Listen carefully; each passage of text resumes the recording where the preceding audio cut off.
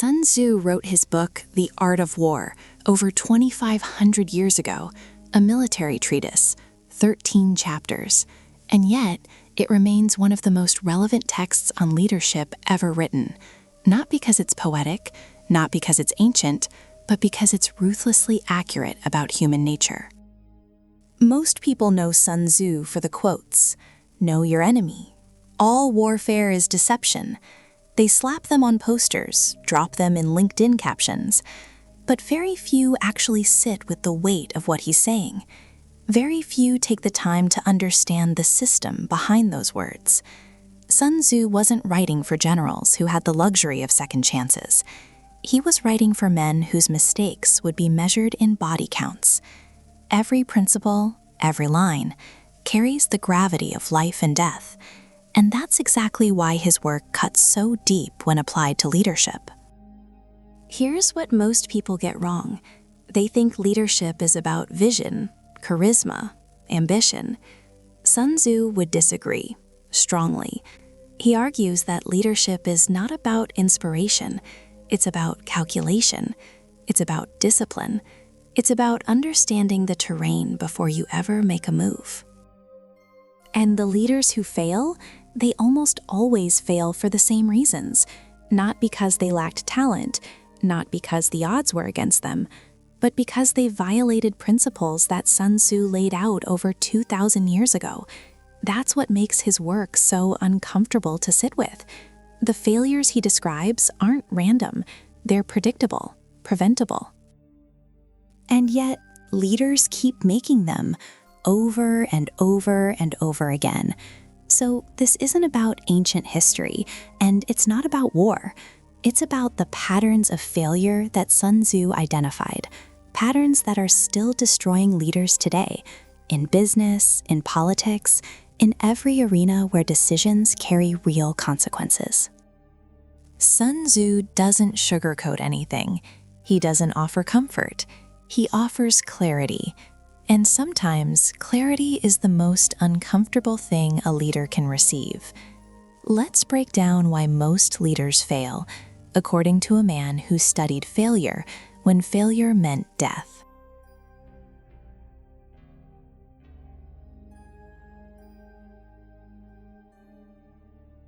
Sun Tzu doesn't sugarcoat leadership. He doesn't talk about leadership styles or finding your voice. He talks about survival and destruction. And in one of the most brutal passages of The Art of War, he lays out 5 specific character flaws that he says will guaranteed get a leader destroyed. Not held back, not challenged, destroyed. He calls them the 5 dangerous faults. And what makes them so dangerous is that most of them actually look like strengths on the surface. Let's break them down. The first flaw Sun Tzu identifies is recklessness. He warns that a leader who is reckless, who charges ahead without calculating the cost, will be destroyed. Not might be, will be. And here's the thing most people miss. Recklessness isn't just about being aggressive. It's about being aggressive without thinking. Sun Tzu draws a hard line between courage and stupidity. A leader who moves without understanding the terrain, the enemy, or the timing isn't bold. He's suicidal, and he's taking everyone down with him. The second flaw is cowardice.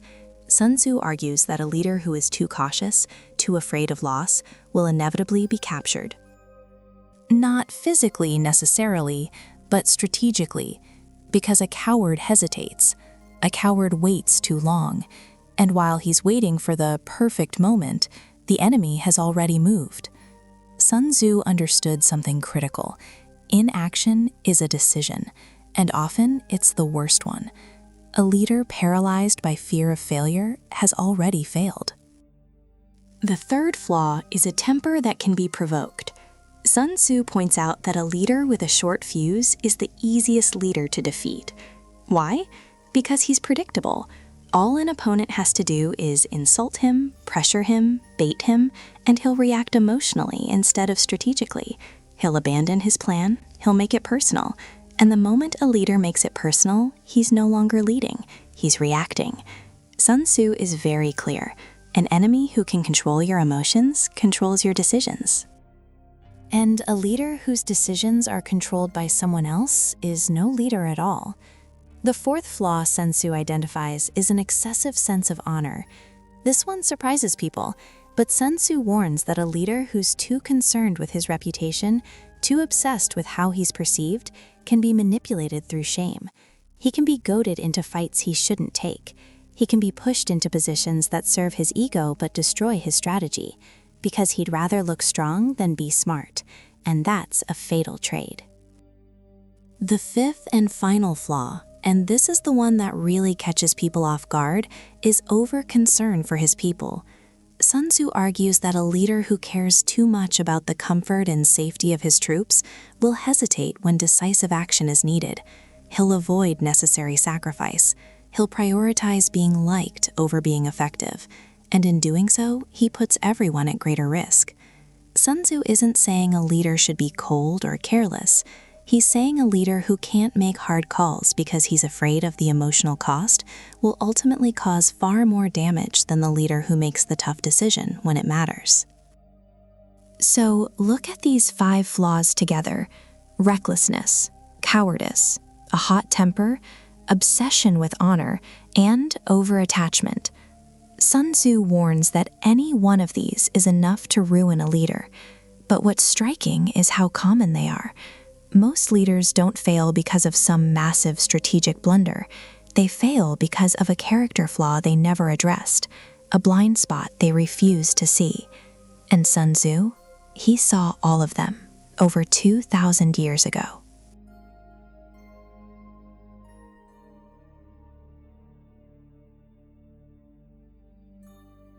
Sun Tzu makes one thing absolutely clear in The Art of War. One line, maybe the most quoted line in the entire book. If you know the enemy and know yourself, you need not fear the result of 100 battles.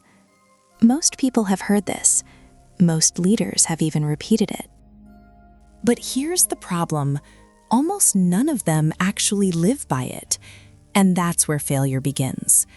Sun Tzu argues that the foundation of every victory, every single one, starts with knowledge. Not guesswork, not assumptions, not gut feelings. Real, honest, uncomfortable knowledge. Knowledge of yourself and knowledge of whoever or whatever stands across from you. But most leaders, they skip this step entirely. They walk into battles, business deals, negotiations, organizational shifts, and they don't even know what they're working with. Their own strengths, their own weaknesses, the gaps in their team, the cracks in their strategy. They haven't done the internal audit. They haven't sat with the hard questions about where they're actually vulnerable. And that's just half the equation. Sun Tzu warns that knowing yourself is not enough. You also have to know your enemy. Not a surface-level understanding, not a quick glance at what the competition is doing. He's talking about deep structural knowledge, what drives them, what scares them, where they're strong, where they're exposed. What they're likely to do when they're under pressure. Most leaders don't bother. They're too busy being confident, too busy assuming they've already figured it out.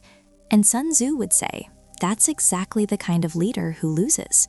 He lays it out plainly. Know yourself and know your enemy. You win. Know yourself but not your enemy. You win some, you lose some. Know neither, you lose. Every time. There's no ambiguity here. He's not offering a suggestion. He's stating a law. And the brutal part? Most leaders fall into that second or third category.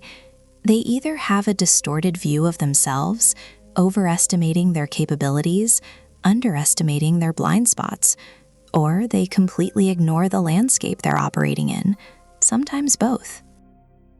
Sun Tzu points out that self-knowledge isn't about confidence, it's about clarity. A leader who thinks they're strong everywhere is a leader who's about to be blindsided, because no one is strong everywhere. And the moment you believe you are, you've already handed your opponent an advantage. You just don't know it yet. The same goes for knowing your enemy. He argues that a leader who doesn't study the opposition is fighting in the dark. And fighting in the dark isn't brave, it's reckless. There's a difference. So why do most leaders overlook this? Ego, speed, impatience. They want to move, they want to act, they want results now. But Sun Tzu is very clear. Rushing into action without this knowledge isn't decisiveness, it's negligence. He doesn't reward speed for the sake of speed. He rewards preparation, calculated, deliberate, ruthless preparation, the kind that strips away illusion and leaves only what's real, what you're actually capable of, what you're actually up against. And that's the thing most leaders refuse to do. They refuse to look honestly at themselves. They refuse to study their environment with the patience it requires. They'd rather move fast and hope for the best. Sun Tzu would call that a guaranteed path to defeat. The golden rule isn't complicated. Know yourself, know your enemy.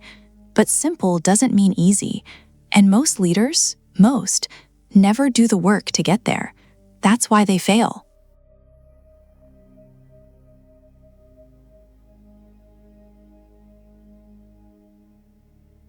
There's a type of leader everyone admires. The one who fights hard, wins often, dominates every room, every negotiation, every confrontation. They rack up victories like trophies on a shelf, and yet they end up losing everything. Sun Tzu saw this coming over 2,000 years ago. He warns that the leader who wins every battle but exhausts his resources, his people, his position, that leader has already lost. The war isn't about battles. It never was. See, most people read The Art of War and walk away thinking it's about winning fights. It's not. Sun Tzu argues that the highest form of victory is the one achieved without fighting at all. He says, and this is critical, the supreme art of war is to subdue the enemy without fighting, not after fighting, not through fighting, without it. But most leaders don't get this. They're addicted to the win, the visible, dramatic, ego-feeding win. They want the confrontation. They want to prove they're right, the tough, they're in charge. So they fight every single time. And what happens? They burn through people. They burn through trust. They burn through alliances. They win the argument, but lose the relationship. They win the deal, but destroy the partnership. They win the quarter, but gut the long-term strategy. Sun Tzu is blunt about this. He points out that prolonged warfare, constant fighting, constant conflict, drains a nation. There is no instance of a nation benefiting from prolonged warfare, he writes. None. Zero. Not one example in history. So why do leaders keep doing it? Because they confuse activity with progress. They confuse aggression with strength. They think being in the fight means they're leading, but Sun Tzu draws a hard line between the two. He argues that the skillful leader is the one who wins without the destruction, the one who takes the enemy's plans apart before the first move is made, the one who makes the battle unnecessary. That's not weakness. That's the highest level of strategic thinking there is. And here's where it gets uncomfortable. The leaders who fight and win every battle, they're often celebrated.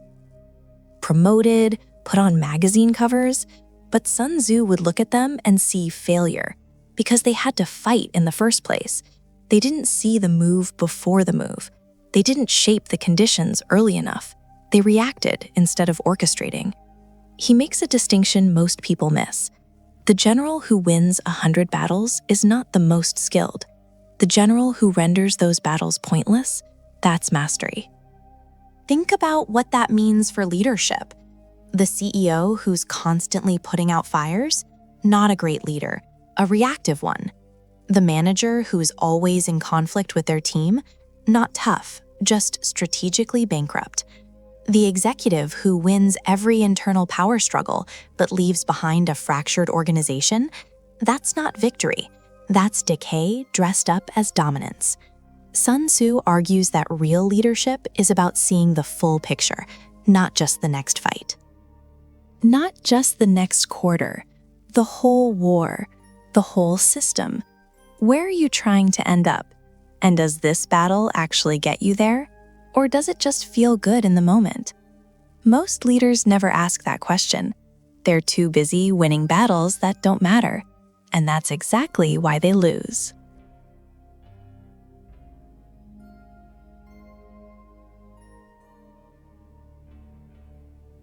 Sun Tzu makes this point early in The Art of War, and it's one of the most misunderstood principles in his entire work. He will win who knows when to fight and when not to fight. Most people read that and nod along. Yeah, pick your battles. Makes sense. But that's surface-level thinking, and surface-level thinking is exactly what Sun Tzu warns against. What he's really saying is this: the majority of losses don't come from being outmatched.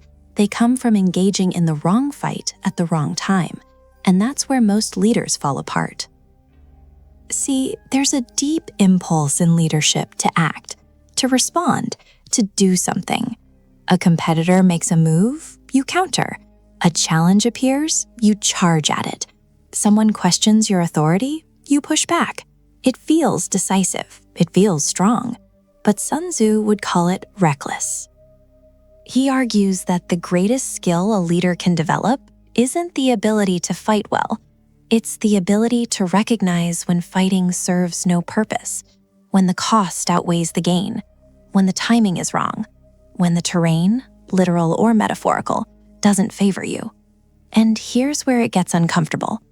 Most leaders can't do this, not because they lack intelligence, but because they lack discipline. Restraint doesn't look like leadership to most people. It looks like weakness. It looks like hesitation. So they fight every battle, every time, and they exhaust themselves. They exhaust their teams. They burn through resources on conflicts that didn't need to happen, conflicts that meant nothing in the larger picture. Sun Tzu warns against this directly. He points out that a leader who cannot restrain himself, who reacts to every provocation, who chases every opportunity without calculation, is a leader who's being controlled by his environment, not the other way around. And a leader controlled by his environment is already losing, even if the results haven't shown it yet. Think about it. How many leaders have you seen destroy themselves, not because they lost a major battle, but because they fought too many small ones? They spread themselves thin. They picked fights with the wrong people at the wrong time. They couldn't walk away. They couldn't wait. And by the time the real fight showed up, the one that actually mattered, they had nothing left to give. Sun Tzu sees patience not as passivity, but as a weapon. He argues that the leader who can sit still, observe, and choose the right moment to act holds an enormous advantage. Because while everyone else is reacting, that leader is calculating. While others are bleeding resources and pointless engagements, that leader is conserving strength, building position, waiting for the moment when the fight actually matters and when the odds are stacked in their favor. And that's the part most people miss. This isn't about avoiding conflict.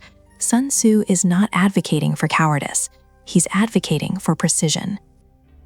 Fight, but only when it counts. Strike, but only when you can win. And if you can't win, don't fight. Walk away, reposition, come back when the conditions have changed. The leaders who fail, they never learn this. They treat every challenge as a battlefield, every disagreement as a war, every setback as a personal attack that demands an immediate response. And over time, that pattern doesn't just drain them, it defines them. They become reactive, predictable, easy to manipulate, easy to bait. Sun Tzu's message is blunt. A leader who fights every battle wins none that matter, and a leader who wins no battles that matter isn't really leading at all.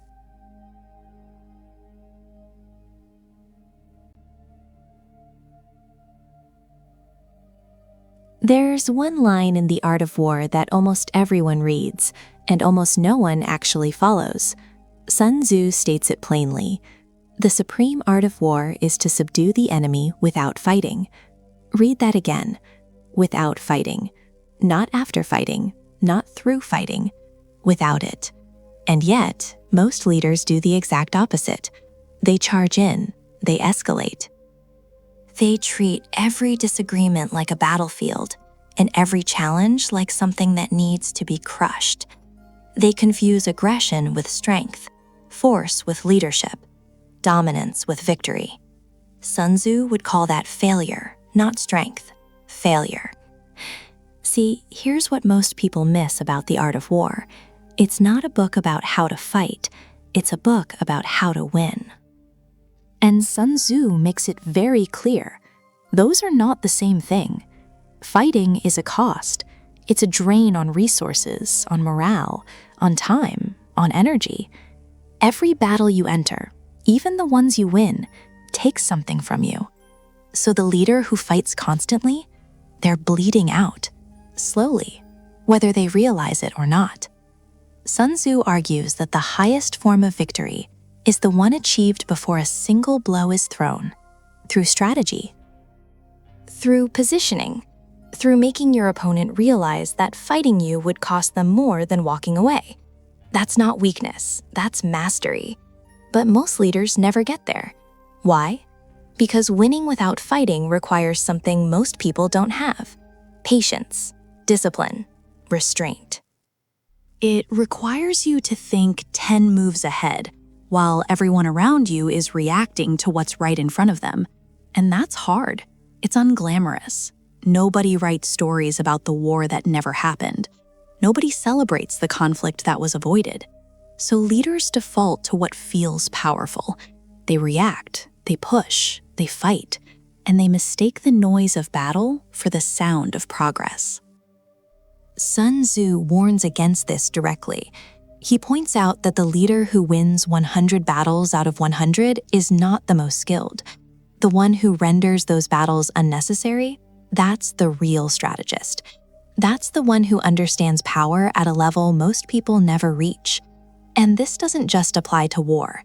It applies to business, to negotiations, to politics, to managing people. The leader who has to constantly assert authority, they don't actually have it.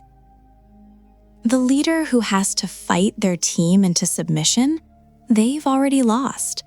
Real authority, Sun Tzu suggests, is built before the confrontation ever arrives. It's built through preparation, through intelligence, through understanding the landscape so well that opposition becomes pointless. But here's the uncomfortable part. This principle is ignored because it requires ego suppression. Most leaders want to be seen winning. They want the dramatic moment, the decisive blow, the visible triumph. Walking away from a fight, or better yet, making it so the fight never happens, doesn't feed the ego. It doesn't make for a good story, but it's what separates the competent from the exceptional. Sun Tzu doesn't care about your ego. He cares about outcomes, and he argues repeatedly throughout his work that the best outcome is the one achieved at the lowest cost. So when you see leaders constantly embroiled in conflict, constantly battling, constantly putting out fires, don't admire that. Question it. Because according to Sun Tzu, a leader who's always fighting is a leader who's already failing. They just haven't run out of resources yet.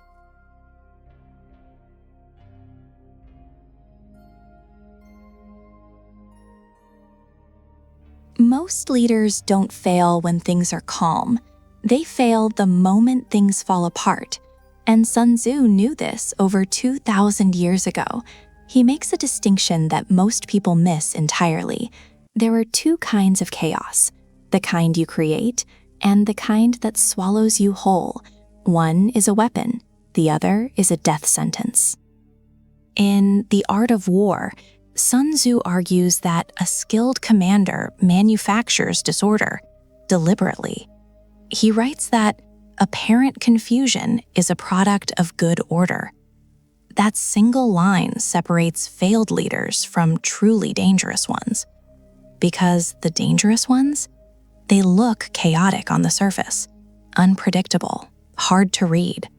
But underneath, Every move is calculated. Every disruption is by design. Most leaders aren't designing anything. They're reacting, scrambling, putting out fires they didn't see coming because they never bothered to look. And that's the trap. Sun Tzu warns that when a leader cannot control the disorder around them, it's not because the situation is impossible. It's because they never had real control in the first place. Chaos didn't find them, it exposed them. See, he points out that energy, momentum, the flow of a conflict, these things can be shaped, directed. A great leader doesn't wait for the storm, he becomes the storm. He introduces confusion into the enemy's ranks while maintaining iron discipline in his own. That's not recklessness, that's mastery. But here's where most leaders go wrong. They confuse activity with strategy. They think because they're busy, because they're constantly making decisions, constantly moving, they must be in control. Sun Tzu would say that's an illusion, a dangerous one, because movement without direction is just panic with better optics. He argues that order and disorder are not opposites, they're phases. A competent leader knows how to shift between them at will. He can tighten the ranks when discipline is needed, and he can unleash calculated chaos when the moment calls for it. The failed leader, he can do neither. He can't create order because he doesn't understand structure, and he can't use chaos because he's already drowning in it. There's another layer here that Sun Tzu addresses, and it's uncomfortable. He suggests that most leaders are not just bad at handling chaos, they're afraid of it. And fear makes people rigid, predictable. A rigid leader in a fluid situation is a leader waiting to break. Sun Tzu is clear on this. The ability to adapt, to move with changing circumstances, is not optional. It's the baseline. If you can't do that, you have no business leading. So what does this look like in practice? Sun Tzu describes it plainly. The general who understands chaos uses feints, misdirection, and surprise, not because he enjoys confusion, but because he understands that confusion is a resource. When your opponent doesn't know what's coming, you dictate the terms, you choose the battlefield, you set the tempo. And the leader who doesn't understand this, he's the one reacting to someone else's tempo, always a step behind, always adjusting to conditions he didn't create and doesn't understand. Sun Tzu doesn't say chaos is bad. He says uncontrolled chaos is fatal. There's a difference. And that difference is preparation, structure, clarity of purpose beneath the surface disorder. The leaders who fail aren't the ones who face chaos. Everyone faces chaos. The ones who fail are the ones who never learn to build it and wield it on their own terms.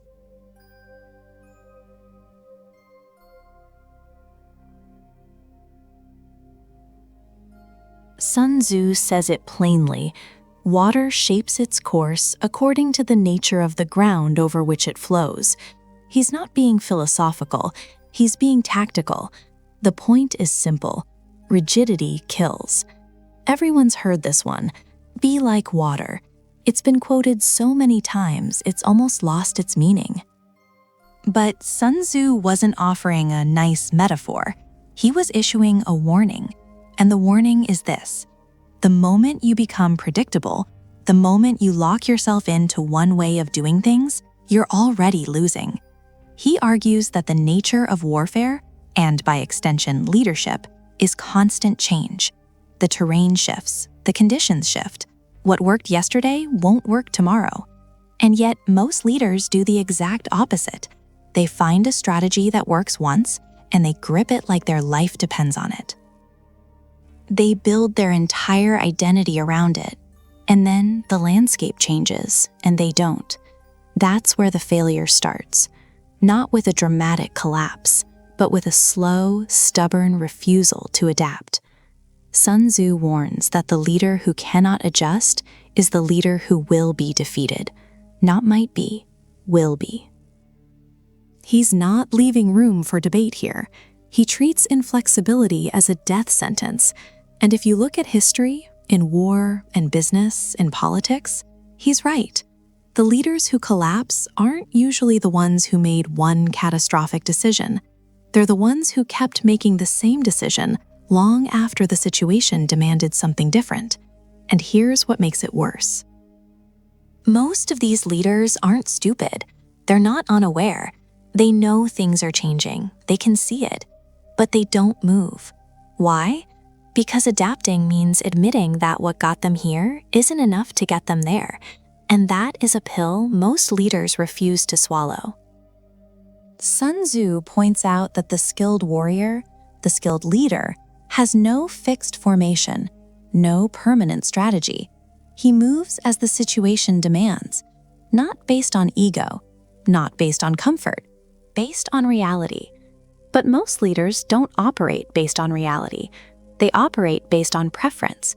They have a style, a playbook, a way of doing things that feels right to them, and they stick with it, not because it's working, but because it's familiar. Sun Tzu would call that a fatal attachment.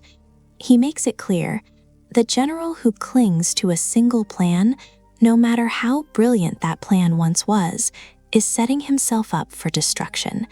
Because the enemy adapts, the market adapts, the world adapts. And if the leader doesn't, he becomes obsolete. Not eventually, quickly. There is a reason Sun Tzu uses water as the metaphor and not stone. Water has no ego.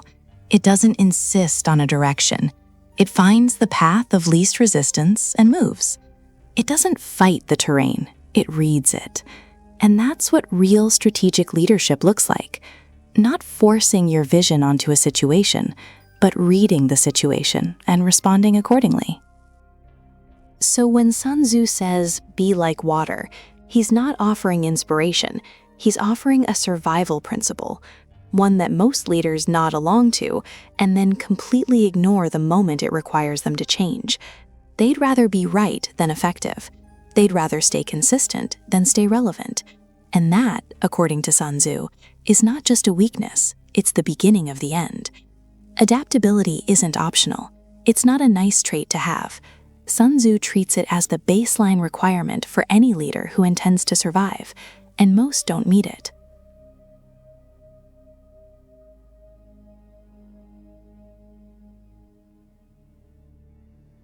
Here's something most people get wrong about Sun Tzu. They assume because he wrote a book about war, he must have been all about dominance, force, control, crushing the opposition. He wasn't. In fact, Sun Tzu argues the exact opposite. He warns that a leader who relies on force to maintain authority is already losing, because force is expensive, force is exhausting, and force, eventually, breaks. He puts it plainly, the greatest victory is the one that requires no battle. Think about what that means. The highest form of leadership, according to Sun Tzu, isn't about overpowering people. It's about making force unnecessary. A leader who has to constantly assert dominance, constantly remind people who's in charge, constantly threaten consequences, that leader has already lost the room. And yet, this is exactly how most leaders operate. They lead through fear, through pressure, through sheer positional power. I'm the boss, so you do what I say. Sun Tzu would look at that and call it what it is, weakness dressed up as strength. He argues that true authority doesn't come from a title or a position. It comes from something far harder to earn: trust, competence, strategic clarity. When a leader has those three things, people follow not because they have to, but because they believe in the direction. And that kind of loyalty, you can't force it. You can't buy it. You can't fake it. Sun Tzu points out that when soldiers trust their general completely, they move as one body. No hesitation, no second guessing. Not because they're afraid of punishment, but because they genuinely believe the person leading them knows what they're doing. That's the kind of alignment force can never produce. But here's where the dictator's delusion kicks in. A leader who commands through fear gets compliance, and compliance looks a lot like loyalty on the surface. People show up, they nod, they say the right things, but underneath, there's resentment, disengagement, and the moment that leader's grip loosens, even slightly, everything falls apart. Sun Tzu understood this. He warns that an army held together only by punishment will scatter the moment pressure arrives from the outside, because fear only works when the threat is immediate. Remove the threat, and there's nothing left holding it together. And there's another layer to this. A leader who rules by force cuts himself off from the very thing he needs most: honest information. Sun Tzu argues that a general must understand the battlefield completely, the terrain, the enemy, his own forces. But a leader no one dares to challenge, he's operating blind. People tell him what he wants to hear. They hide problems, they bury mistakes, and by the time the truth surfaces, it's too late. So the dictator doesn't just fail because people resent him, he fails because he's making decisions based on a reality that doesn't exist. He's built a wall between himself and the truth. And Sun Tzu is very clear. A leader who doesn't understand the real situation on the ground will lose every time. This is the delusion, the belief that control equals leadership, that fear equals respect, that silence equals agreement. Sun Tzu dismantles all of it. Real leadership, he argues, is about influence that doesn't need to be enforced. It's about creating conditions where people give their best, not because they're scared of what happens if they don't, but because they're fully committed to the mission. Force can win a moment, but it will never hold a kingdom. Sun Tzu knew the difference. Most leaders still don't.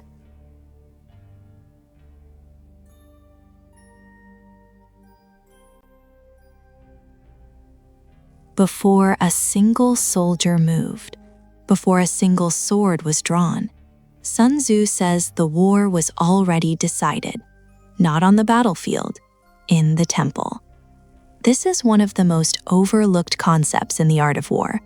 Sun Tzu calls them temple calculations, the deliberate, painstaking process of assessing everything before action is taken.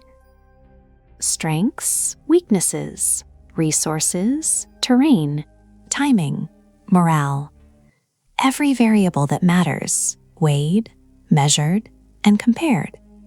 Not after the fight starts, before. He argues that the leader who calculates more wins more. The leader who calculates less wins less. And the leader who doesn't calculate at all, that leader has already lost. The outcome just hasn't caught up with them yet. But here's what's striking. Most leaders don't do this. They jump straight to execution. They get an idea, they feel momentum, and they move. No real assessment. No honest comparison of their position against the opposition. No hard look at whether the conditions actually favor them or not. Sun Tzu would call this reckless, not bold, reckless. He's very specific about what these calculations involve. He outlines 5 fundamental factors: the moral law, heaven, earth, the commander, and method and discipline. In simpler terms, alignment of purpose, timing, environment, leadership quality, and organizational structure. Every one of these has to be evaluated, not vaguely, not optimistically, honestly. And that word, honestly, is where most leaders fall apart. Because temple calculations aren't about convincing yourself you're going to win. They're about determining whether you actually can. There's a massive difference. Sun Tzu isn't interested in motivation. He's interested in math. Cold, clear, strategic math. Do you have the resources? Do you have the positioning? Do you have the right people? Is the timing right? If the answers don't add up, you don't move, period. Most leaders hate that. They want to move, they want to act. Sitting in the temple, doing the unglamorous work of planning, feels like stalling. It feels passive. But Sun Tzu makes it clear that this is where wars are actually won. The battle itself is just the execution of a decision that was already made in the planning room. He points out that a leader who wins a battle without prior calculation got lucky. And luck is not a strategy, it's a liability, because it builds a false sense of competence. The leader starts believing they can keep winning without preparation, and eventually, reality corrects that belief hard. So what does this look like in practice? It means before launching a new venture, before entering a competitive market, before making a major organizational decision, a leader sits down and does the real work. Not a vision board, not a brainstorming session full of optimism, a brutal line-by-line assessment. Where are we strong? Where are we weak? Where is the competition stronger? What are we missing? What can go wrong? What's the cost if this fails? That's the temple. That's where the invisible battle happens, and most leaders never step inside it. Sun Tzu argues that the greatest victories look effortless, not because they were easy, but because the hard work was done long before anyone was watching. The planning was so thorough, the preparation so complete, that the outcome was almost inevitable. But skip the temple, rush past the calculations, Sun Tzu says the result is just as inevitable: defeat. And the worst part, the leader won't even understand why they lost, because they never did the work to know what winning actually required.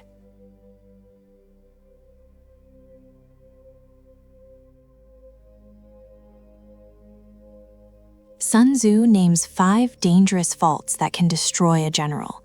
5, and 2 of them, recklessness and a hasty temper, come down to the same root problem: emotion. He warns that a general who is reckless can be killed, a general who has a hasty temper can be provoked, and a general who is too concerned with his own reputation, his ego, can be manipulated through shame. These aren't just battlefield risks. These are leadership death sentences. And most leaders walk right into them, willingly. Here's what Sun Tzu understood that most people don't. Your emotions aren't just your weakness, they're your enemy's weapon. He argues that a skilled opponent doesn't need to overpower you. They just need to make you angry, make you emotional, get you off balance. Once that happens, you stop thinking strategically. You start reacting, and a reactive leader is a predictable leader. A predictable leader is a defeated one. He puts it plainly: if your opponent is of choleric temper, seek to irritate him. That's it. That's the whole strategy. You don't need a better army. You don't need more resources. You just need the other side to lose their composure. Because the moment they do, they'll make decisions based on feelings, not facts, and those decisions will be wrong. So ask yourself, how many leaders have you seen implode not because they lacked talent, but because they couldn't control their temper? How many careers have ended over a single outburst, a reckless email, a public meltdown, a decision made in fury that couldn't be undone? Sun Tzu would say none of that is surprising. It's predictable. It's the natural consequence of letting emotions sit in the driver's seat. And ego is even more dangerous, because anger flares up and fades. Ego is constant. It's always running in the background. It whispers that you can't back down, that retreat is weakness, that admitting a mistake will make you look small. Sun Tzu argues the opposite. He points out that a wise general knows when to retreat, knows when to avoid a fight, knows when to let the enemy believe they've won, because the real victory is being set up 3 moves ahead. But an ego-driven leader can't do any of that. They'd rather lose the war than look weak in a single moment. That's the trap. Ego makes leaders rigid. It narrows their options. Sun Tzu's entire philosophy is built on adaptability, on being like water, shapeless, flowing, adjusting to the terrain. An emotional leader is the opposite. They're brittle. They snap instead of bend. And here's what makes it worse. Ego-driven leaders don't just destroy themselves, they take everyone down with them, their teams, their organizations, their missions. Because the people around them can see the disaster coming, but they can't say anything because the leader's ego won't allow dissent either. Sun Tzu is clear. The leader who cannot master himself will never master the situation. That's not a suggestion, that's a law. Self-command comes before any command over others. But most leaders skip this part. They study tactics, they study markets, they study competition. They never study themselves. They never confront the emotional patterns that drive their worst decisions. And their enemies don't have to do much. Just wait. Apply a little pressure, a little provocation. The emotional leader will do the rest. They always do.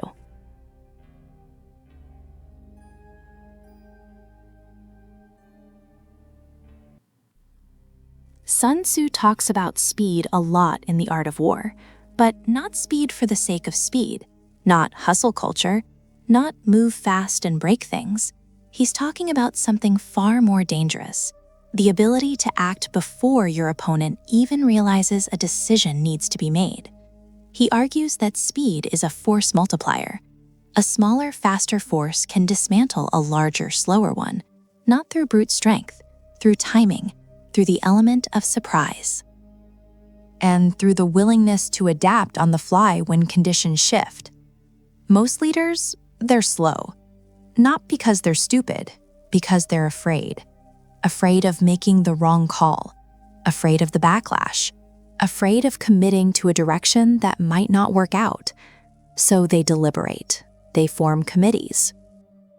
They run it up the chain, they wait for perfect information that never comes, and by the time they act, if they act at all, the window has closed, the opportunity is gone, the competitor has already moved.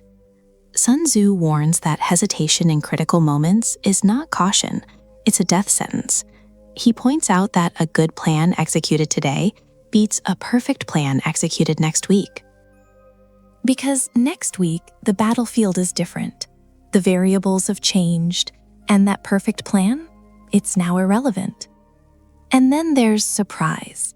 Sun Tzu places enormous value on the ability to do what your opponent doesn't expect. He argues that predictability is one of the most fatal traits a leader can have. When people know what you're going to do before you do it, you've already handed them the advantage. They can prepare, they can counter, they can set traps. But most leaders fall into patterns. They respond the same way every time. They follow the same playbook. They telegraph their moves weeks in advance, and they wonder why they keep getting outmaneuvered. Sun Tzu would say the answer is obvious. You showed them exactly where you'd be standing. Of course they knew where to aim. So speed and surprise, those are two legs. The third is adaptability, and this might be the one Sun Tzu values most. He makes it clear, no plan survives contact with reality.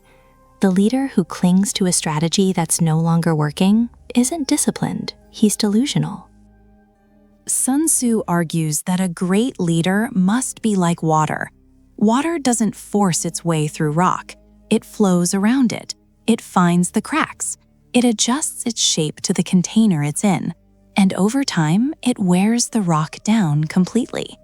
That metaphor isn't poetic decoration, it's a command: adapt or lose. But here's the problem. Adaptability requires something most leaders don't have: the willingness to abandon their own ideas, to admit that the plan they championed, the strategy they staked their reputation on, isn't working, and to pivot fast, without ego, without attachment. That takes a level of self-awareness that most leaders simply haven't developed. Sun Tzu sees rigidity as a fatal flaw. He warns that the leader who cannot change with the changing battlefield will be destroyed by it. Not maybe, will be. It's not a suggestion, it's a certainty. Speed without surprise is just rushing. Surprise without adaptability is a one-time trick. But all three together, That's how smaller forces topple empires. That's how unknown leaders outmaneuver established ones. That's how wars are won before the enemy even knows they've started. And most leaders never figure this out. They move too slow, act too predictably, and hold on too long. Sun Tzu would say they were defeated before they ever began.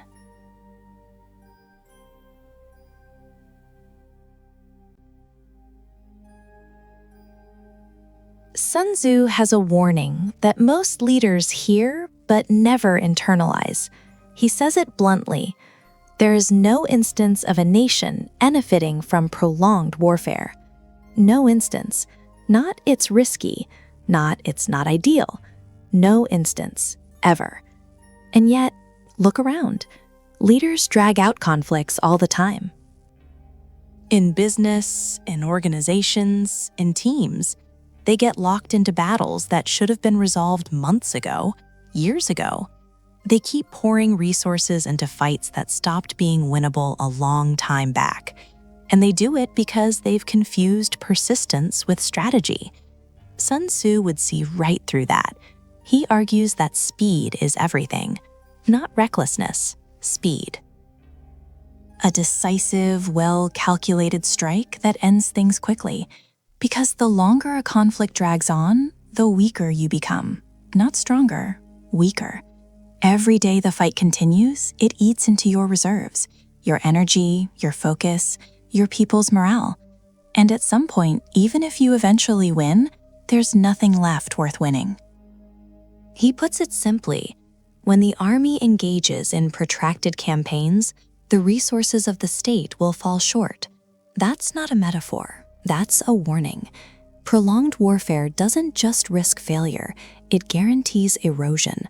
Slow, steady, irreversible erosion. But here's why leaders fall into this trap. They get emotionally invested. A fight that started as a strategic decision becomes personal. It becomes about proving a point. About not backing down. About showing that they can outlast the other side. And the moment that happens, the moment ego replaces strategy, they've already started losing.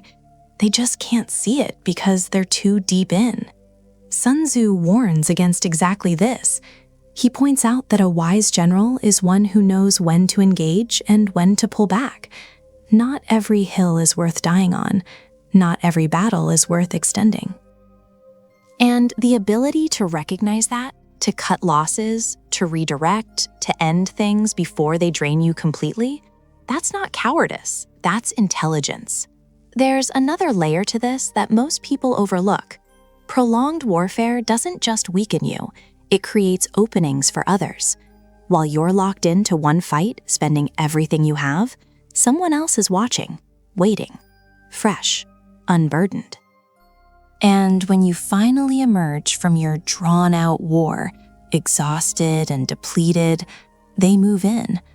Sun Tzu understood this deeply. He argues that war is not fought in isolation. The world doesn't pause while you're busy grinding through a conflict. Competitors don't wait. Threats don't freeze.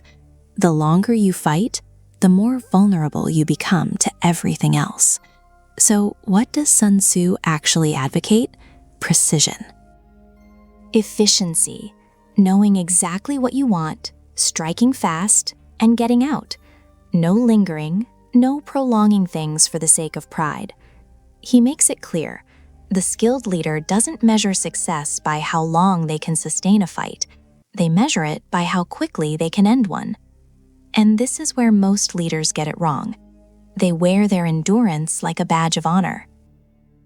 We've been battling this for 3 years. We've been in this fight since the beginning, as if duration equals dedication. Sun Tzu would look at that and see waste, pure, avoidable waste. The hard truth, if a fight is dragging on, something's broken. Either the strategy is wrong, the objective is unclear, or the leader doesn't have the courage to make the decisive call. Prolonged warfare isn't a sign of toughness. According to Sun Tzu, it's a sign that leadership has failed at the most fundamental level, knowing when and how to finish what they started.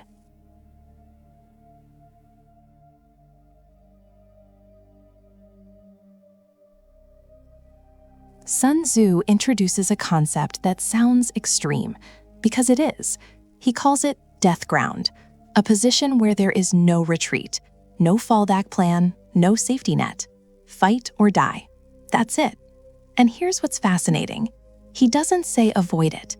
He says put yourself there on purpose. Most people read that and think it's reckless. It's not.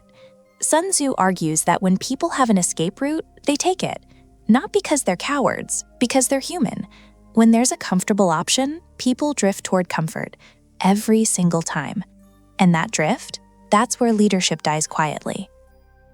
He points out that soldiers on death ground fight with a ferocity they didn't even know they had, not because they suddenly became braver, but because the math changed. When survival depends on action, hesitation disappears, doubt disappears. All the politics, the overthinking, the second-guessing, gone. There's only the fight in front of them. So why do most leaders fail here? Because they never let themselves or their people reach that point. They keep the exits wide open. They stockpile contingency plans. They pad every decision with just-in-case alternatives. And Sun Tzu would say that's exactly why they lose. Not because they planned poorly, but because they planned too safely. There's a hard truth baked into this strategy. Comfort is the enemy of execution. Sun Tzu doesn't dance around it. He's blunt. When a leader gives people room to quit, some of them will. When a leader removes that room entirely, something shifts. Commitment stops being a choice and starts being a reflex. But, and this is critical, Sun Tzu doesn't advocate for recklessness. He warns against putting people on death ground accidentally. That's not strategy, that's incompetence. The difference between a brilliant leader and a dead one is intention. A great leader chooses the moment. He understands when the stakes need to be absolute. He reads the situation, sees the window, and commits fully. No halfway, no hedging. The failed leader? He stumbles onto death ground because he wasn't paying attention. He didn't see the walls closing in. And by the time he realizes there's no way out, it's too late to rally anyone. Because his people don't trust him. They didn't choose this. They were dragged into it by someone who lost control long before the crisis hit. Sun Tzu makes a sharp distinction here that's easy to overlook. Death ground works only when the leader has already built something: trust, discipline, clarity. You can't throw unprepared, uncommitted people into a desperate situation and expect greatness. You'll get a collapse. Death ground is the final test, not the first lesson. He also argues that most leaders never tap into the full potential of their people because they never create the conditions that demand it. They keep things safe, manageable, and in doing so, they get safe, manageable results. Nothing more. That's the paradox Sun Tzu lays out. The leader who protects everyone from pressure is the same leader who guarantees mediocrity. And the leader who understands when to burn the boats, when to close the exits, when to make the moment feel final, that leader gets everything his people are capable of giving. Not because he threatened them, but because he removed the one thing standing between them and their full commitment, the option to walk away. Most leaders never make that call, and Sun Tzu would say that's exactly why most leaders fail. They never wake up because they never let the situation demand it.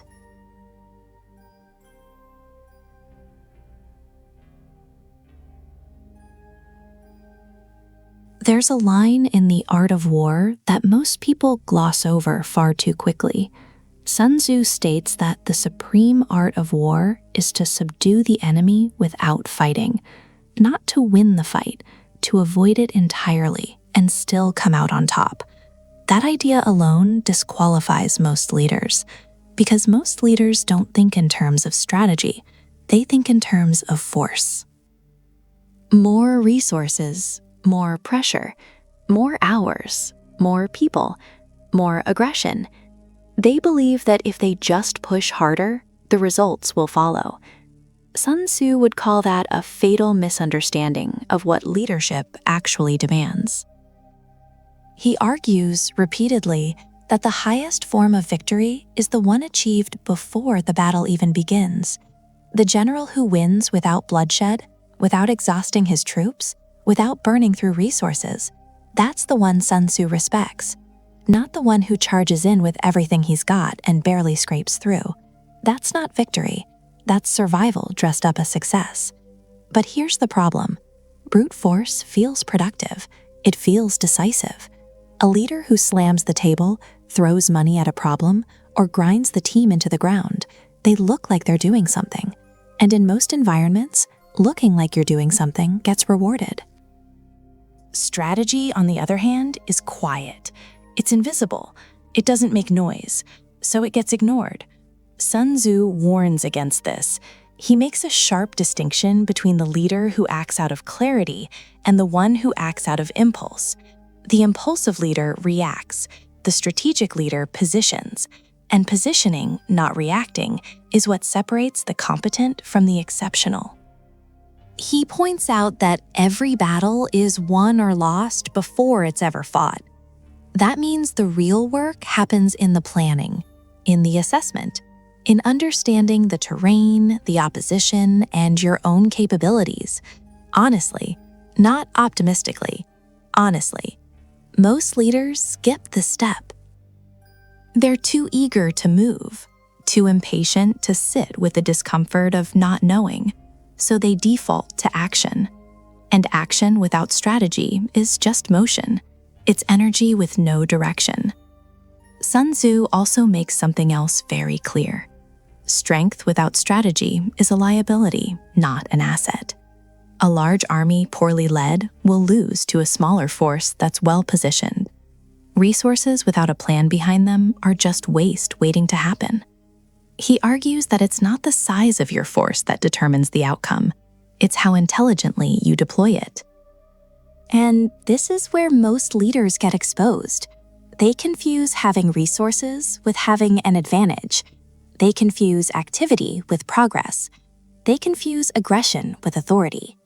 Sun Tzu draws a hard line between all of these. He doesn't admire the loudest general. He admires the one no one sees coming. So why do most leaders still default to brute force?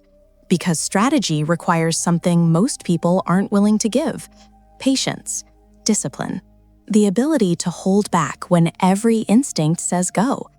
Sun Tzu understood that restraint is not weakness, it's the most difficult form of strength, but most leaders can't sit with that. They want to move, to act, to be seen leading, and that need to be seen, that need to feel in control, is exactly what makes them predictable. And in Sun Tzu's framework, predictability is a death sentence. The leaders who fail aren't the ones who lack power, they're the ones who never learned how to think before they strike. Sun Tzu doesn't just suggest strategy over strength, he demands it.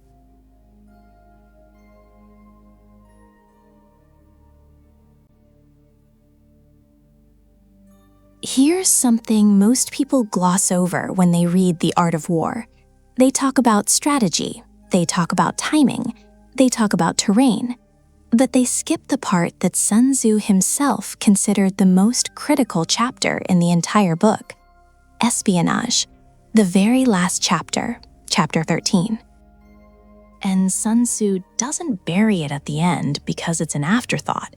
He puts it there because it's the culmination of everything, the final point he wants to leave you with, the thing he wants ringing in your ears after you close the book. And what does he say? He argues that no expenditure in war is more important than the money spent on spies. Not weapons, not armor, not supplies. Spies. He literally says that a leader who begrudges the cost of intelligence, who tries to save money on information, is, in his words, the height of inhumanity. Not incompetence, inhumanity. Because that negligence doesn't just cost resources, it costs lives. Think about that for a second. Sun Tzu is saying that the cruelest thing a leader can do isn't being harsh, it isn't demanding too much, it's being uninformed, it's making decisions in the dark.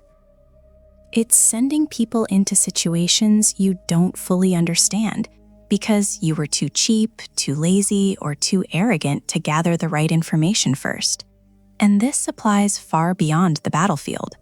Most leaders today, in business, in organizations, in any competitive space, they operate almost entirely on assumptions.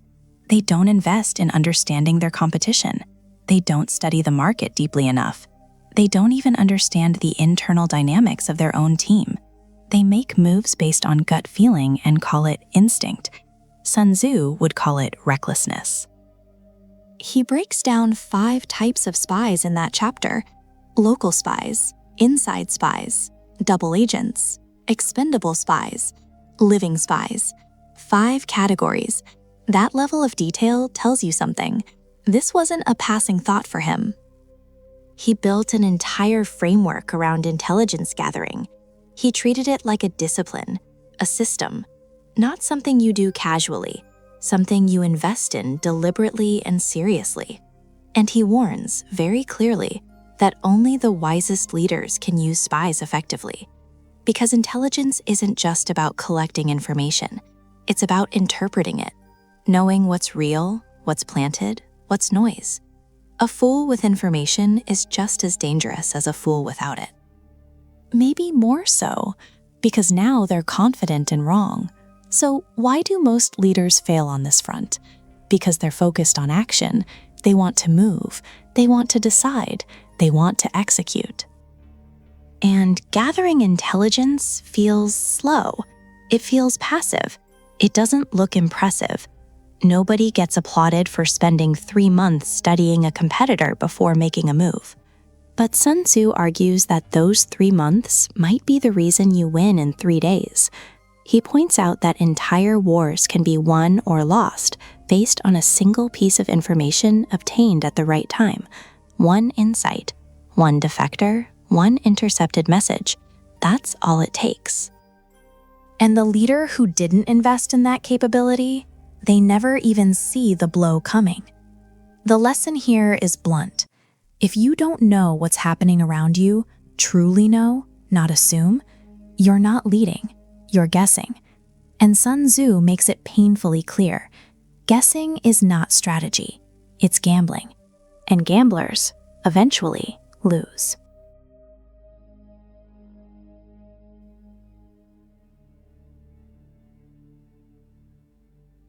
Before Sun Tzu ever talks about tactics, before he ever talks about winning, he lays down something most people skip right past. 5 factors. He puts them at the very beginning of The Art of War. Chapter 1. Not buried in the middle, not tucked away as a footnote, right at the front door. Sun Tzu argues that before any leader commits to a course of action, any course of action, they must answer 5 fundamental questions. Not roughly, not with a gut feeling, with absolute clarity. And if they can't, he says, don't move, don't engage, don't fight. The first factor, he calls it the moral law. We can call it mission. Sun Tzu says this is about alignment. Do the people believe in the cause? Are they willing to follow their leader through danger, through hardship, without hesitation? Because if the people and the leader are not aligned on why they're fighting, it doesn't matter how strong the army is, it will fracture. He warns that a leader without a shared mission is a leader standing on sand. The second factor, heaven, or in practical terms, climate, timing. Sun Tzu points out that every endeavor exists within conditions that are beyond the leader's control. Seasons change, markets shift, political winds blow in new directions. A competent leader reads these conditions. An incompetent one ignores them, and ignoring them isn't bold, it's reckless. He makes it clear, the leader who fights against the climate rather than with it has already given up the advantage. The third factor, earth, terrain. Sun Tzu is talking about the ground you're operating on, the landscape, the environment. What's the competitive space? Where are the choke points? Where's the high ground, and who holds it? He argues that a leader who doesn't deeply understand the terrain they're entering is walking blind, and walking blind into contested ground is not courage, it's negligence. The fourth factor, the commander, leadership itself. And here, Sun Tzu doesn't mince words. He says the leader must possess 5 qualities: wisdom, sincerity, benevolence, courage, and strictness. Not 3 out of 5, not whichever ones feel comfortable, all 5.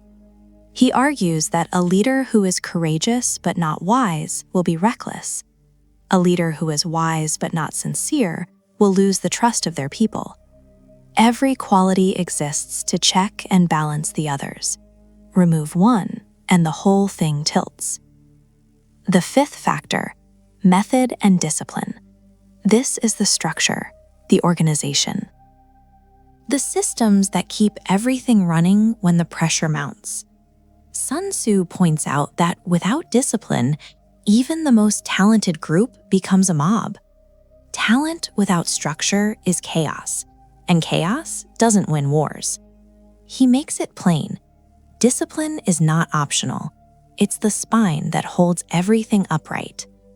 Now, here's the part most people miss. Sun Tzu doesn't present these 5 factors as a checklist you glance at once and move on. He presents them as a diagnostic, a filter. He says, and this is critical, that by examining these 5 factors, you can determine the outcome before the battle even begins. Victory or defeat, decided in advance, not on the battlefield, in the preparation. So most leaders fail not because they fought poorly. They fail because they never honestly assessed whether they should have been fighting at all. They skipped the 5 questions. They moved on instinct when Sun Tzu demanded they move on clarity. And that gap between instinct and clarity is where failure lives.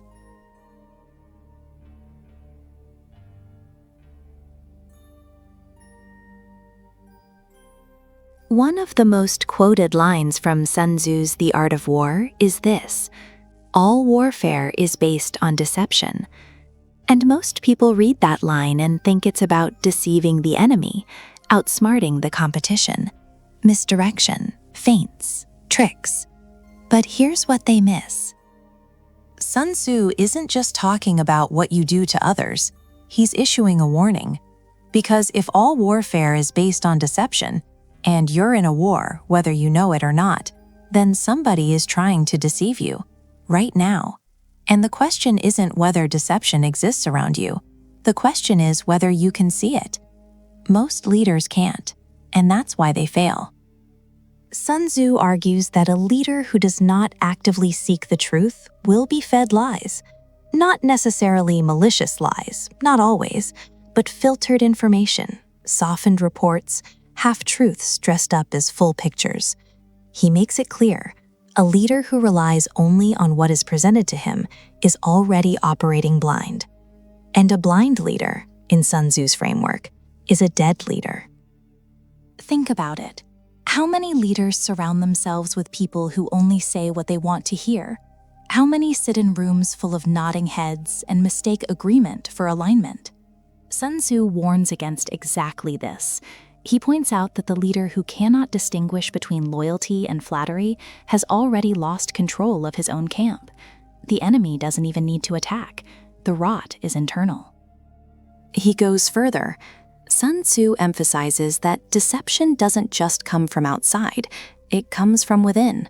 A leader's own ego deceives him, his past success deceives him, his assumptions about the battlefield deceive him.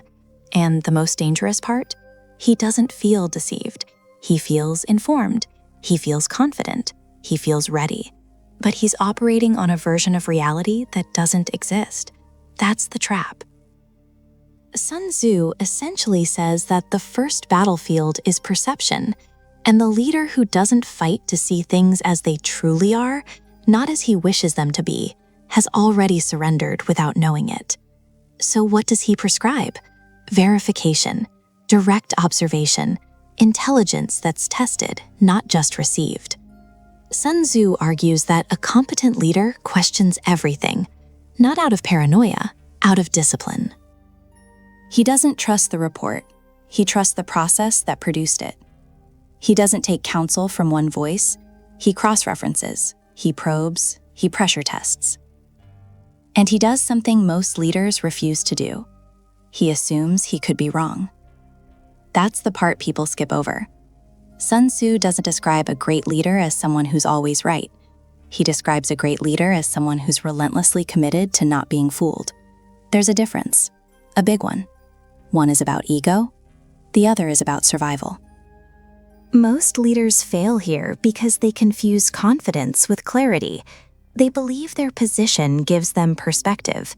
But Sun Tzu makes it plain. Position gives you power. It does not give you sight.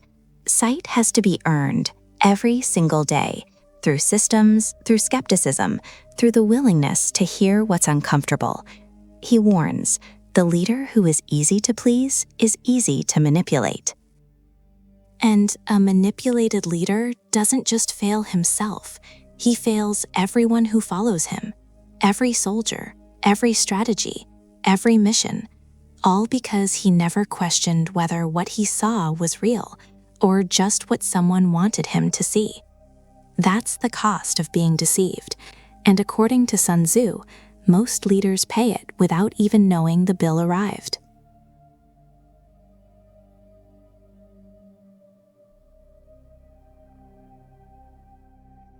There's a line in The Art of War that most people gloss over far too quickly. Sun Tzu states that the supreme art of war is to subdue the enemy without fighting, not to win the fight, to avoid it entirely and still come out on top. That idea alone disqualifies most leaders, because most leaders don't think in terms of strategy, they think in terms of force. More resources, more pressure, more hours, more people, more aggression. They believe that if they just push harder, the results will follow. Sun Tzu would call that a fatal misunderstanding of what leadership actually demands. He argues, repeatedly, that the highest form of victory is the one achieved before the battle even begins.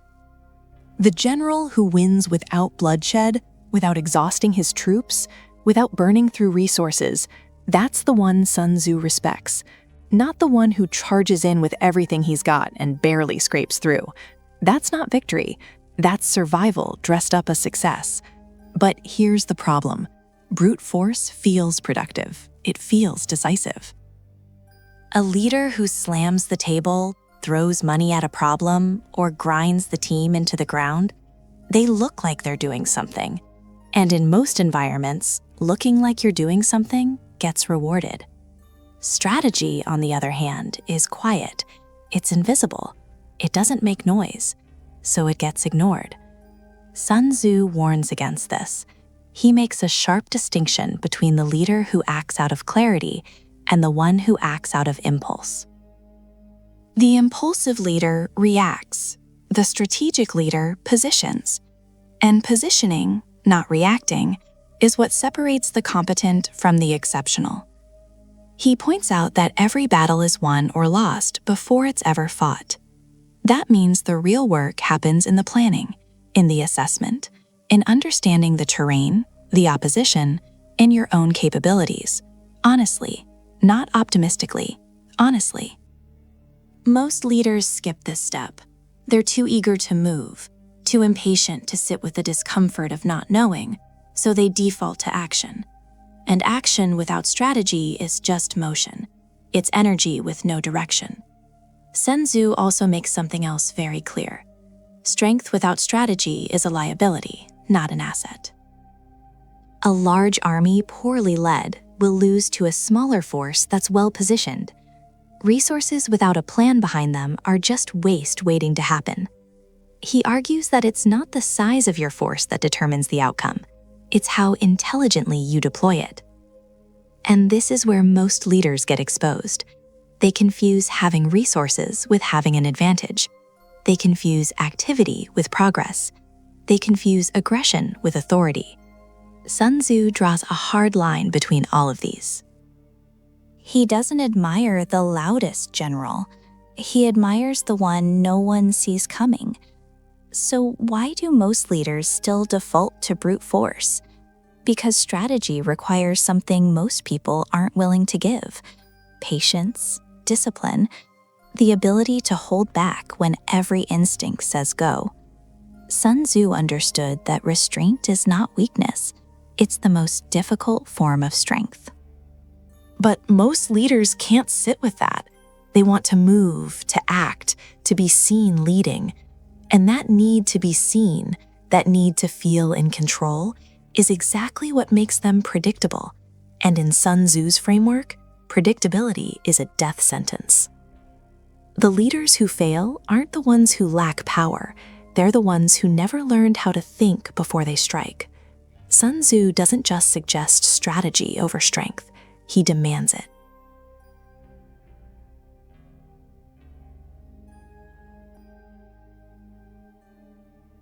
Sun Tzu dedicates entire chapters to terrain, not because he's obsessed with geography, but because he understood something most leaders never grasp.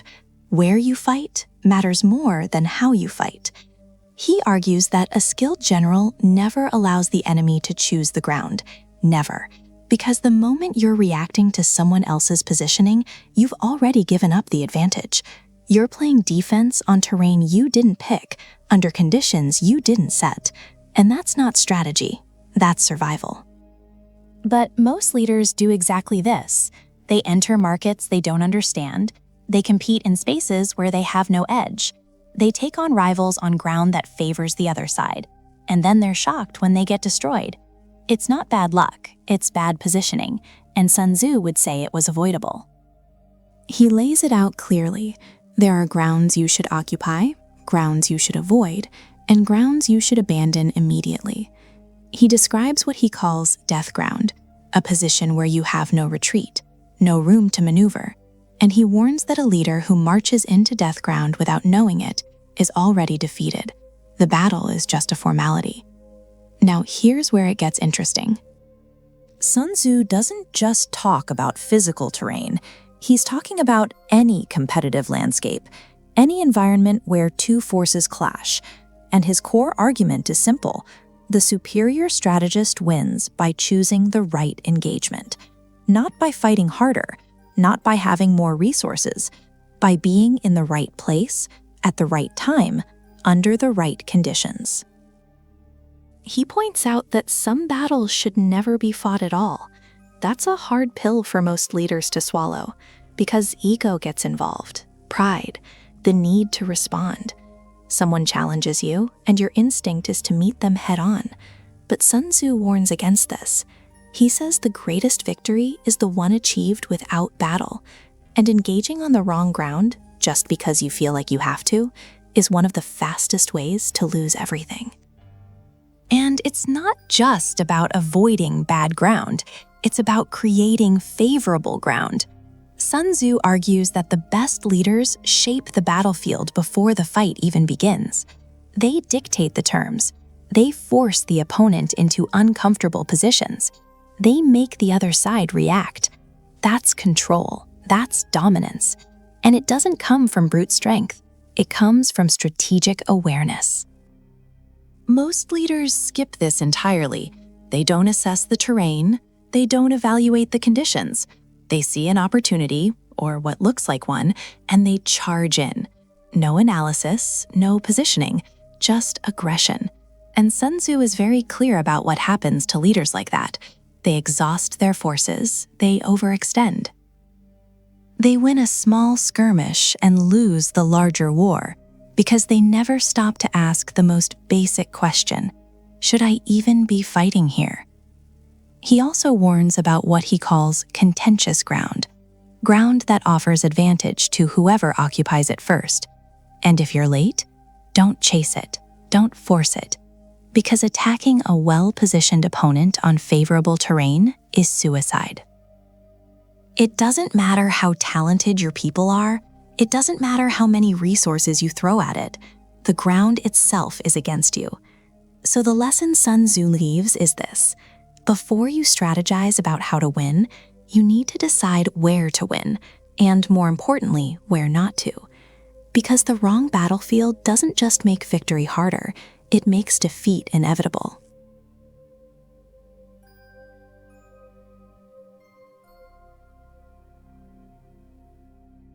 Most leaders think strength means showing up to every fight, every challenge, every conflict, every petty disagreement. They charge in. They think that's what leaders do. They think backing down is weakness. Sun Tzu would call that foolishness. He makes one of the most counterintuitive arguments in all of strategic thinking. He argues that the supreme art of war is to subdue the enemy without fighting, not to win every battle, to avoid the ones that don't need to happen in the first place. And that's the part most people skip right over. See, there's this obsession, especially among people in leadership, with proving themselves, with responding to every provocation, with never letting anything slide. But Sun Tzu warns that there is no instance of a country benefiting from prolonged warfare. None. He doesn't say it's rare. He says it doesn't exist. So why do leaders keep doing it? Because ego gets mistaken for strategy. A leader sees a threat, real or perceived, and reacts. Not because it's the right move, because it feels like the right move.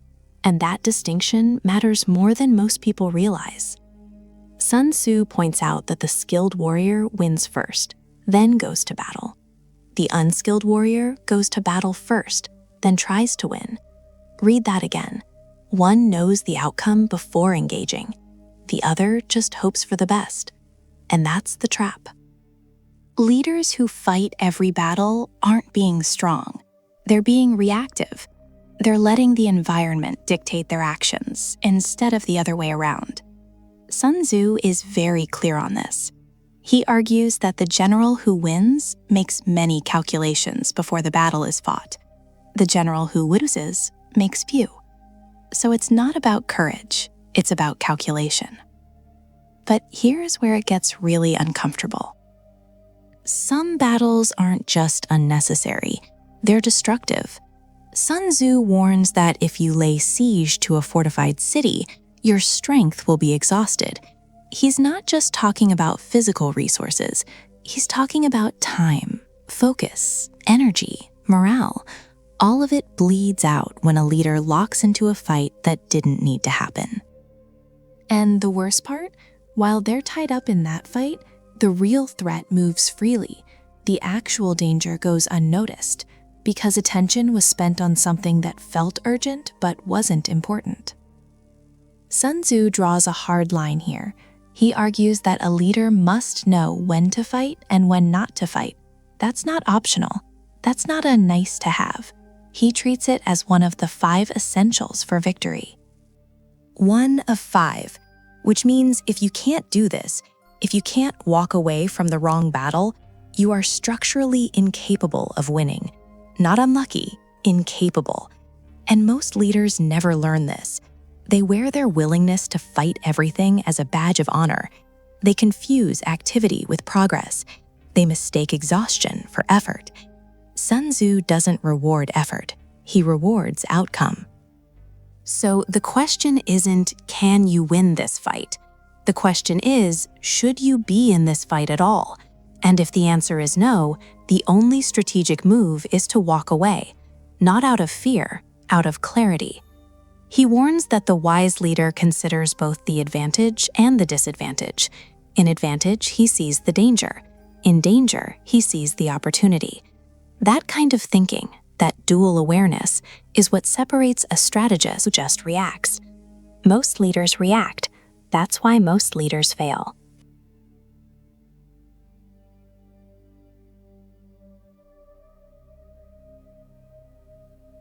Here's something most leaders never want to hear. Having authority doesn't make you a leader. It makes you a title holder. And Sun Tzu draws a very sharp line between the two. He argues that real leadership is not about command. It's about competence. It's about judgment. It's about earning, not demanding, the trust of those who follow. And the moment a leader confuses his title with his capability, he's already standing on ground that's about to collapse beneath him. Sun Tzu puts it bluntly. He warns that a general who leads through authority alone, through rank, through fear, through position, will find himself giving orders that no one truly follows. Oh, they'll comply. On the surface, they'll salute, they'll nod, they'll move. But compliance is not commitment. And in the moments that matter most, when the pressure spikes, when the plan breaks down, when adaptation is the only option, compliance shatters every time. And that's when the leader discovers the truth. He never had real influence. He had the appearance of it. Sun Tzu makes a critical distinction in The Art of War. He describes the effective general not as the one who controls his troops, but as the one his troops want to fight for. That want is everything. It's the difference between an army that holds the line and one that breaks at the first sign of resistance. And that want cannot be manufactured through position alone. It has to be built. But most leaders don't build it. They assume it. They assume that because they were appointed, they were accepted. Because they hold the seat, they hold the respect. Sun Tzu warns that assumption is fatal.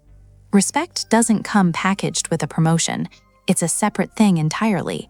And if a leader doesn't actively earn it, through wisdom, through fairness, through shared hardship, he's leading a hollow structure. It looks solid from the outside, but one strong wind and it's gone. And here's where it gets even more uncomfortable. Sun Tzu points out that the leader who clings to authority as his primary tool reveals something dangerous. He has nothing else to offer. Think about that. When a leader's first instinct is to remind people of his rank, to pull hierarchy into the conversation, to enforce obedience rather than inspire it, what he's really saying is, without this title, I have no reason to be here. And everyone around him knows it, even if no one says it out loud. He argues that the greatest generals lead as though they have no rank at all.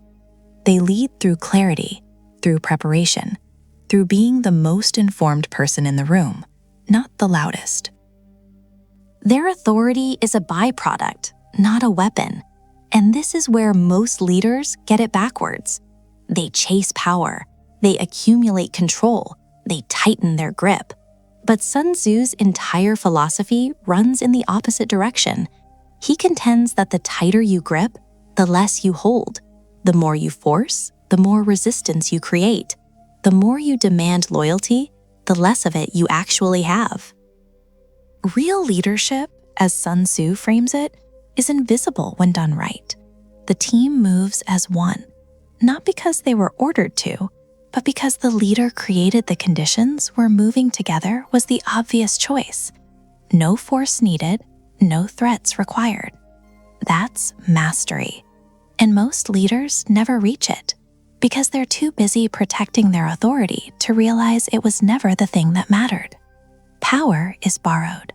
Influence is built. And Sun Tzu makes it clear. The leader who doesn't know the difference between the two is already leading on borrowed time.